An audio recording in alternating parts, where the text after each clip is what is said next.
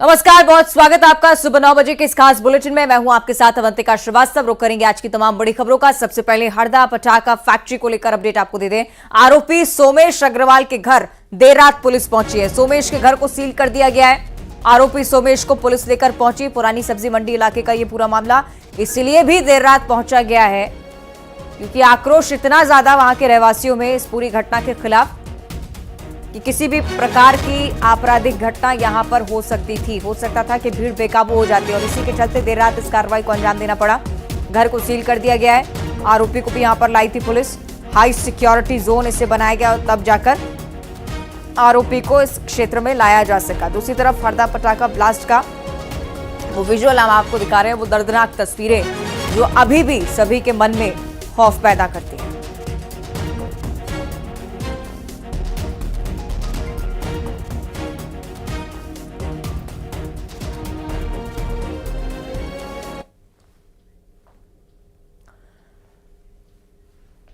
और अब खंडवा का जिक्र कर लेते हैं, जहां हिस्ट्री शीटर पर रासुका के तहत कार्रवाई की गई है। भुरू इल्ली को जेल भेजा जा चुका है। 45 से ज्यादा अधिक संगीन मामलों में ये संलिप्त रहा है। अवैध वसूली, हत्या सहित कई ऐसे मामले हैं जो उसके खिलाफ पहले से ही दर्ज हो चुके हैं और अब इसके खिलाफ रासुका के तहत कार्रवाई की जानी है।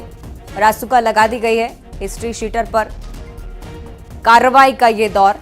भुरू इल्ली इसका नाम है। जेल भेजा गया है। कई आपराधिक केस दर्ज।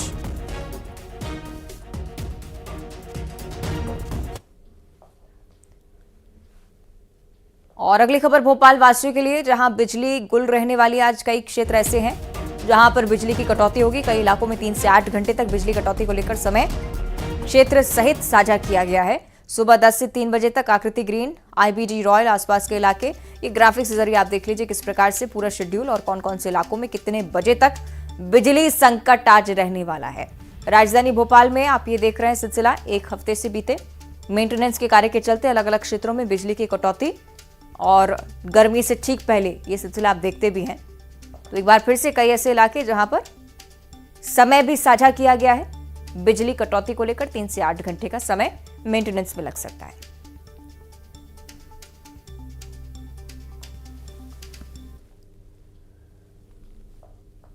और अब बात करेंगे राजधानी भोपाल की, जहां सरेआम चोर घूमते हुए नजर आए हैं। LIG 1 में गाड़ी चुराने का प्रयास चोरों ने किया है।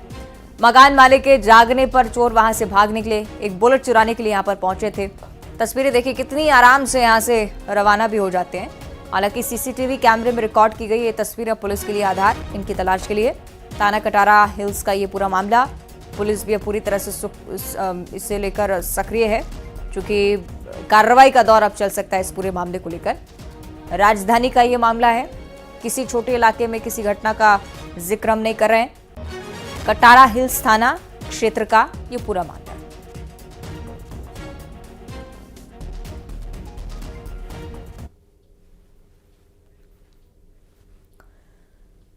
और राज्यसभा के लिए आज से नामांकन की प्रक्रिया शुरू हो रही है। 15 राज्यों की 56 राज्यसभा सीटों को लेकर नामांकन होना है। 15 फरवरी तक के लिए नामांकन भरा जाएगा। 2 अप्रैल को MP की 5 सीटों पर भी नामांकन भरा जाना है क्योंकि खाली हो रही हैं ये सीटें। राज्यसभा के लिए 27 फरवरी को मतदान होगा। आवश्यकता पड़ने पर मतदान किया जाएगा राज्यसभा के लिए। डायरेक्ट इलेक्शन चूंकि नहीं होते हैं, राज्यसभा की कई ऐसी सीटें, 15 राज्यों की 56 सीटें हैं जहां पर जरूरत के अनुसार मतदान किया जाएगा।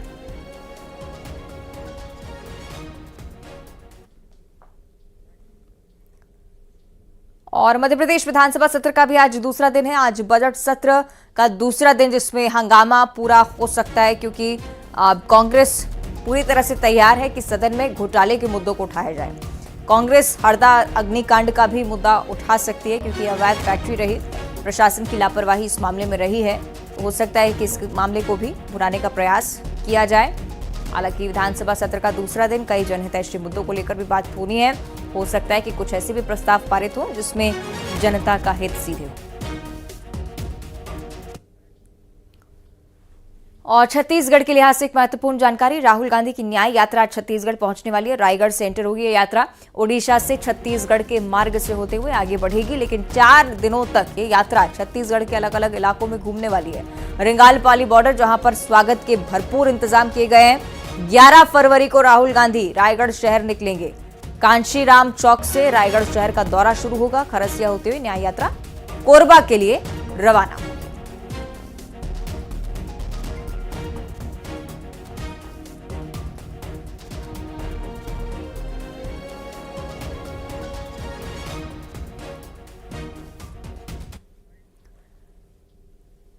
और अब अगली बड़ी जानकारी बिलासपुर से, जहां साउंड लिमिटर के बिना किराए पर नहीं दिए जा सकेंगे डीजे। ये जानकारी सामने आ रही है। साउंड सिस्टम और डीजे बेचने वालों पर भी अब ये नियम लागू होने वाले हैं। हाईकोर्ट के आदेश के बाद ध्वनि प्रदूषण की रोकथाम के लिए कलेक्टर की तरफ से भी सीधे निर्देश हैं। हाल ही में न्यूज 18 ने भी तेज आवाज में बजने वाले डीजे की वजह से अस्पताल, स्कूल और बच्चों को परेशानी के बारे में जिक्र किया था और उसके बाद सीधे तौर पर प्रशासन इसे लेकर एक्टिव है।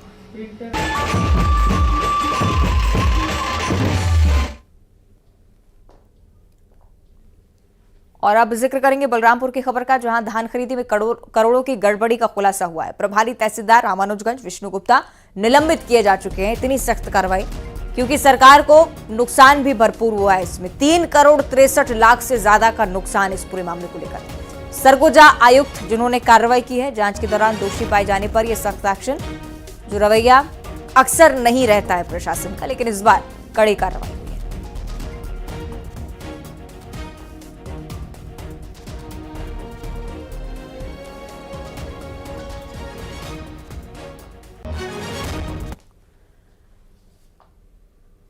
और चलिए अब आपको सतना लिए चलेंगे। सिविल लाइन थाने की तस्वीरें हम आपको दिखा देते हैं, जहां पत्नी ने पति की चप्पलों से जमकर धुनाई की है। तस्वीरें आपको दिखा रहे हैं, जिसमें देखा जा सकता है कि पुलिस वाले खड़े हैं। उनकी मौजूदगी में ही महिला दे दनादन पति पर चप्पलें बरसा रही है। महिला एक अन्य महिला की भी धुनाई करती हुई नजर आपको आएगी। किसी अन्य महिला के साथ अवैध संबंध को लेकर जैसे पत्नी को पता चला तो पति का पीछा किया और फिर महिला के संग रंगे हाथों पकड़ा।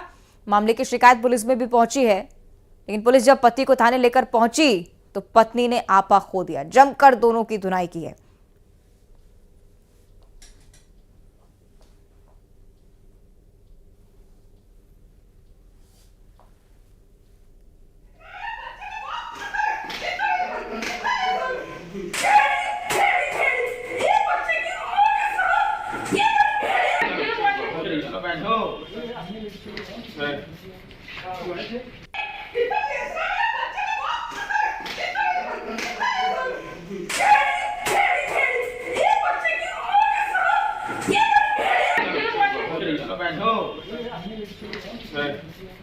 सर मेरे पति हैं विनीत त्रिपाठी। तो ये सर पता है 3 साल से मुझे मायके से लेके नहीं आ रहे, तो मैं फिर 1 साल बाद खुद अपनी मर्जी से आई। तब से इंसान से मतलब ये इंसान रोज आए दिन मेरे को यही बोलता था कि क्यों आइए चली जा, क्यों आइए चली जा। मेरे को इसकी रात को एक बार आवाज़ आई, फ़ोन में बात करता था 12-1 बजे तक, 12:30-1 बजे तक नीचे आता था। तो मुझे थोड़ा शक हुआ, फिर मैंने इसकी थोड़ा जाँच पड़ताल शुरू करी। मेरे भैया को मैंने बोला ये सतना जाता है, सतना में इन्हें देखा, रेकी वगैरह करी, तब हमको पता चला कि एक औरत से फंसा हुआ है और ये मुझे तलाक के लिए फोर्स करता है। और जब हमने यहाँ पता किया तो अभी इसके बॉस के यहाँ ये पकड़ा गया, दोनों औरत और आदमी दोनों पकड़े गए, मेरे पति और ये। और अब अगली खबर सीहोर से। इछावर के ढाबला माता गांव में प्रेम प्रसंग के चलते 18 साल की युवती टावर पर चढ़ गई। प्रेम प्रसंग के चलते अपनी मांगों को मंगवाने के लिए युवती बिजली के बड़े टावर पर चढ़ी। प्रशासन को जैसे इस बात का पता चला, तुरंत बिजली सप्लाई को सबसे पहले बंद किया गया। टावर पर चढ़ी लड़की को समझाने के लिए पुलिस को टावर पर खुद चढ़ना पड़ा। काफी मशक्कत के बाद समझा बुझाकर जैसे तैसे लड़की को टावर से नीचे उतारा है। पुलिस घटना का पता लगाने का प्रयास कर रही है। लड़की से पूछताछ हो रही है कि आखिर पूरी नाराजगी किस बात को लेकर है।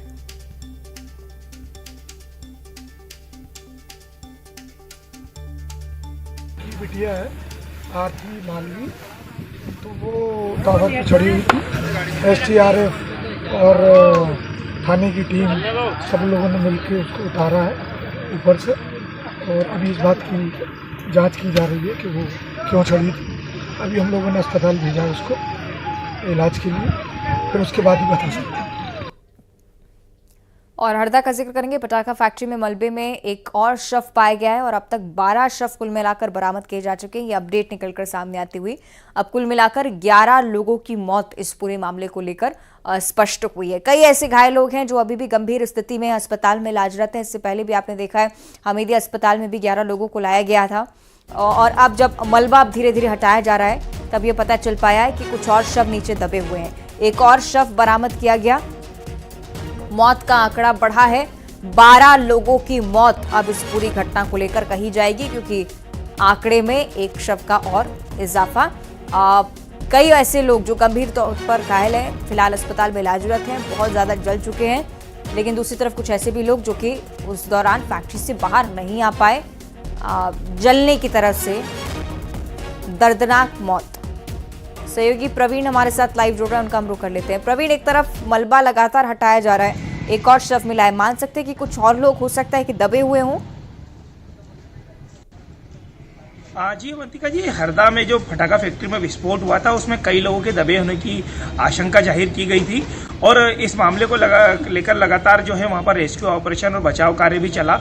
इसमें अभी तक पूर्व में अगर हम कल तक की बात करें तो 11 शव वहां पर मिल चुके थे। 11 लोगों की मौत इस हादसे में हो चुकी थी। आज जब मलबा हटाया गया तो फैक्ट्री के पास जो मलबा था उसके पास में एक शव और मिला। शव जो है काफी शत विषक्त हालत में था और काफी उसकी स्थिति दयनीय थी। अब उस शव को जो है यहाँ पर जिला अस्पताल लाया गया, फिर उसकी पहचान के प्रयास किए जाएंगे कि ये शव किसका है। अगर कोई गुमशुदगी किसी व्यक्ति की अगर कोई आके बताता है तो उसके डीएनए से भी उसको मैच करने की कार्रवाई की जाएगी क्योंकि शव को पहचानना बहुत मुश्किल है। अभी लगातार वहां पर जो है मलबा हटाने का काम अभी जारी है। हालांकि जो बाहर से जो अमला आया था यहाँ पर बचाव कार्य और राहत कार्य को लेकर, वो अमला जो है कल रात से ही लौटना यहाँ पर शुरू हो गया है और अभी वहां पर जो है रेस्क्यू ऑपरेशन जारी है। अभी हमारे साथ खड़े हैं यहाँ पर शव वाहन के यासीन जी। अभी आप क्या यहाँ पर कैसे आए थे? एक बॉडी मिली है वहाँ पर बेड़ागढ़ में पटाखा में मकान के अंदर, जिसको हम लेकर आए हैं। अब उसकी पहचान करवाना है। किसकी होगी बॉडी? महिला है? महिला है। प्रवीण, गुमशुदगी इस को मामले में लेकर जो कोई नई बात पूरी पता चली कि लिस्ट शव जो तैयार है की महिला गई है का क्या? शव है ये। आसपास के लोगों से पूछा गया है क्या कि आपका कोई परिजन गुमशुदा तो नहीं है? जी हाँ, न्यूज 18 ने सबसे पहले यहाँ पर एक जावेद नाम के व्यक्ति थे। उनकी जो है माँ जेबून भी 55 साल की थी। वो फटाखा फैक्ट्री की कर्मचारी थी। वो गुमशुदा थी, वो लापता हुई थी। इस पूरे घटनाक्रम के दौरान ना तो वो घायलों की सूची में थी ना अस्पताल में मिली थी। जावेद ने इस मामले को लेकर न्यूज 18 को बताया था और उन्होंने प्रशासन से उनकी माँ को खोजने की गुहार की थी। तो एक आशंका जाहिर की जा सकती है क्योंकि महिला का शव है तो जावेद को लाकर जो है यहाँ पर उसके पहचान के प्रयास किए जाएंगे। ठीक है, चलिए देखने वाली बात है आगे क्या कुछ होता है। बहुत शुक्रिया आपका फिलहाल प्रवीण ये जानकारी साझा करने के लिए।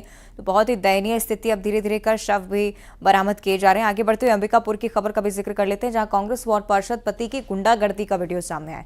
मैतारी बंधन फॉर्म भरने के लिए यहाँ पर लाइनें लगी हुई थी लेकिन पार्षद पति हंगामा करने लगा, फॉर्म भरने से रोका है। पार्षद पति बालेश्वर तिर्की का यह वीडियो जिसमें बीजेपी के लोगों से जमकर गाली गलौज की है, कुल्हाड़ी और तलवार से मारने की धमकी तक दे डाली है। तस्वीरें आप देखिए, लाठी डंडे लेकर पहुंचा है बीजेपी नेता ने गांधीनगर थाने में शिकायत दर्ज कराई है।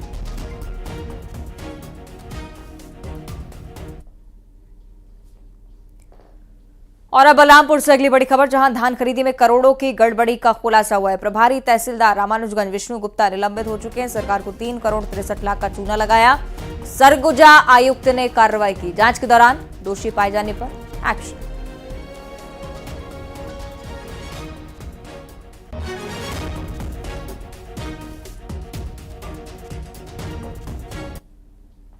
और अब जगदलपुर का जिक्र करेंगे जहां से नशे के खिलाफ बस्तर पुलिस के एक्शन को लेकर सूचना सामने आई है। नशे की टैबलेट की तस्करी का खुलासा हुआ है। पुलिस ने 3 तस्करों को पकड़ लिया। 3000 से ज्यादा नशीली टैबलेट्स को बरामद किया गया है। जगदलपुर का जिक्र, नशे की खेप यहां से भी पकड़ी गई है। छत्तीसगढ़ में बहुत बड़े स्तर पर नशे का नेटवर्क चल रहा है लेकिन धीरे धीरे हर तार को खोजती हुई खंगालती हुई पुलिस कुछ तस्करों तक पहुंच पाई है।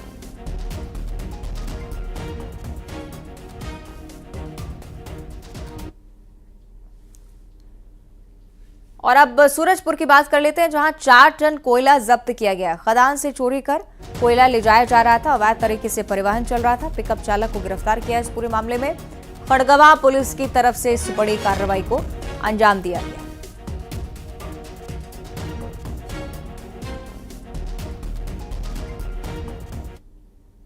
और अब जिक्र करेंगे राजनांदगांव का, जहां तेंदुए की खाल के साथ 3 आरोपी पकड़े गए हैं। आरोपियों से तेंदुए की खाल जब्त की जा चुकी है। खाल बेचने की फिराक में आरोपी घूम रहे थे और राज्य उड़नदस्ता वन विभाग की टीम सख्ती के साथ कार्रवाई करते हुए यहां पहुंची। खैरागढ़ वन मंडल के साल्हेवारा का ये मामला है।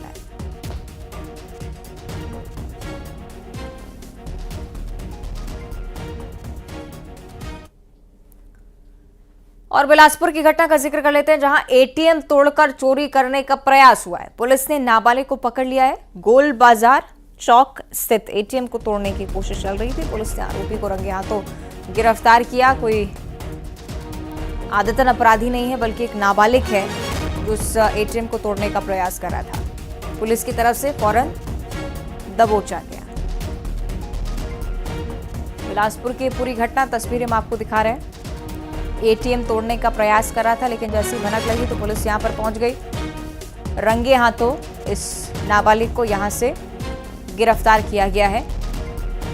कानूनन अब जो कार्रवाई है इस नाबालिग के खिलाफ की जानी है, लेकिन हौसले आप देखिए कितने बुलंद। एक तरफ चोर बदमाश बेखौफ, दूसरी तरफ ये व्यक्ति जो रंगे हाथों एटीएम तोड़ते हुए पाए गए। और बलौदाबाजार में धड़ल्ले से रेत का अवैध खनन चल रहा है। खनिज विभाग इस पर रोक लगाने में पूरी तरह से नाकाम है। रोजाना डोंगरी डीह में महानदी से रेत का अवैध खनन चलता है। लोगों का यह भी कहना है कि शिकायत के बावजूद खनिज विभाग के अधिकारी उनकी बात नहीं सुनते हैं। महानदी किसानों के लिए उपयोगी नदी है, इसके बावजूद खनन यहां धड़ल्ले से जारी है।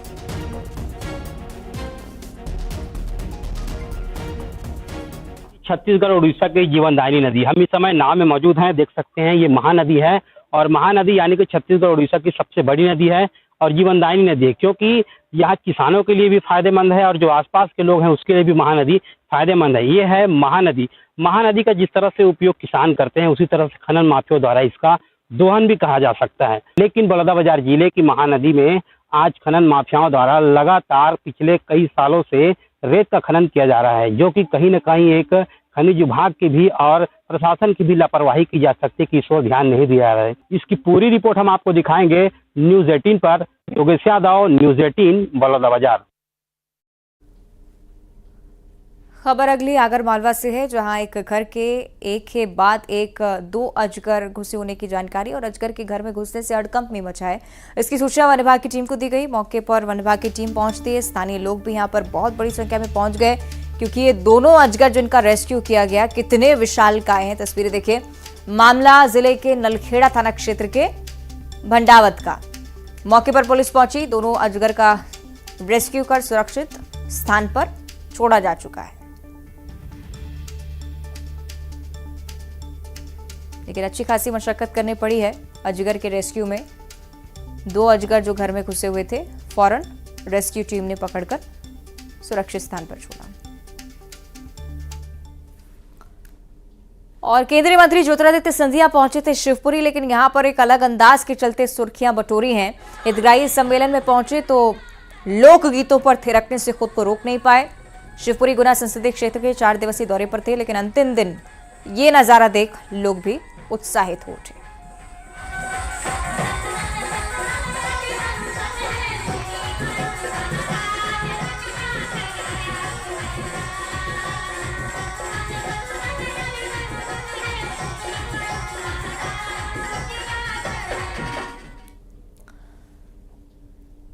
और अगली खबर बुरहानपुर से, जहां न्यू इंदिरा कॉलोनी के लोगों ने प्रशासन से मिलकर नवदुर्गा मंदिर में दोबारा घंटी बजाने की अनुमति मांगी। दरअसल दुर्गा की आराधना में बजने वाली घंटी की आवाज से परेशान एक महिला ने प्रशासन से शिकायत की, तो मंदिर का घंटा उतार दिया गया। इसके बाद क्षेत्रवासी और मंदिर समिति के लोग कलेक्टर के पास पहुंचे। प्रार्थना पत्र लेकर संबंधित महिला की शिकायत करते हुए नियमानुसार मंदिर में घंटी बजाने की अनुमति मांगी।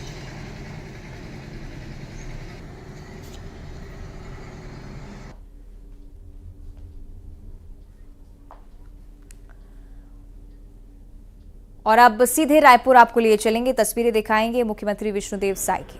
हाँ, कल शाम को दिल्ली गए थे, अभी लौट रहे हैं और दिल्ली में हमारे देश के गृह मंत्री आदरणीय श्री अमित शाह जी से मुलाकात किए। भारतीय जनता पार्टी के राष्ट्रीय अध्यक्ष श्री जेपी नड्डा जी से मुलाकात किए और मुख्यमंत्री के नाते मुलाकात करते रहते हैं और अपने प्रदेश में मोदी की गारंटी को पूरा करने के लिए जो काम करते हैं उसको बताते रहते हैं। सर, चुनाव के संबंध में कोई बातचीत की है? चुनाव के संबंध में तो बातचीत यहाँ होगी। नितिन भाई साहब भी आ रहे हैं, माथुर जी पहले से आ रखे हैं और चुनाव की तैयारी तेजी से हम लोग कर रहे हैं। बड़ी कार्रवाई आपने कहा है कि अन्याय जो उनके साथ तो साफ करेंगे। हाँ, बिल्कुल होगा। वो तो चुनाव कैंपेनिंग के दौरान हमारे देश के यशस्वी प्रधानमंत्री जी भी वादा किए थे कि हमारे बच्चों के साथ जो पीएससी में घोटाला हुआ है, गड़बड़ी हुई है, उसकी जांच होगी और सीबीआई को सौंपे हैं। उसमें एफआईआर भी हुआ है और जो भी दोषीदार हैं वो कोई बचेंगे नहीं। सर, राहुल गांधी की यात्रा छत्तीसगढ़ में कोई असर होगा इसका? जी, राहुल गांधी की यात्रा छत्तीसगढ़ में प्रवेश करने कोई असर होगा इसका? अब देखिए, भारत जोड़ो यात्रा भी किए थे, उसमें कितना असर हुआ आप लोगों के सामने है। अब न्याय यात्रा निकाले हैं। अब विधानसभा चुनाव के बाद कितने लोग उनके जो प्रत्याशी थे पार्टी छोड़ रहे हैं, पहले तो उन सबके साथ न्याय हो जाए। सर, एक लास्ट सवाल, बजट पेश होगा सर, प्रदेश के लिए क्या बेहतर होगा? प्राथमिकता में कौन से वर्ग? इंतजार करिए, बहुत अच्छा बजट होगा। सुना मुख्यमंत्री विष्णुदेव साय को, तमाम बड़ी बातें उनकी तरफ से कही गई। कांग्रेस को लेकर भी निशाना साधा है कि भारत जोड़ो यात्रा का कुछ खास असर हुआ नहीं है, न्याय यात्रा का भी नहीं होगा। साथ ही साथ ये भी बताया कि प्रधानमंत्री से बातचीत महज कार्यों को लेकर हुई। और इसी के साथ बुलेटिन में इतना ही। नमस्कार।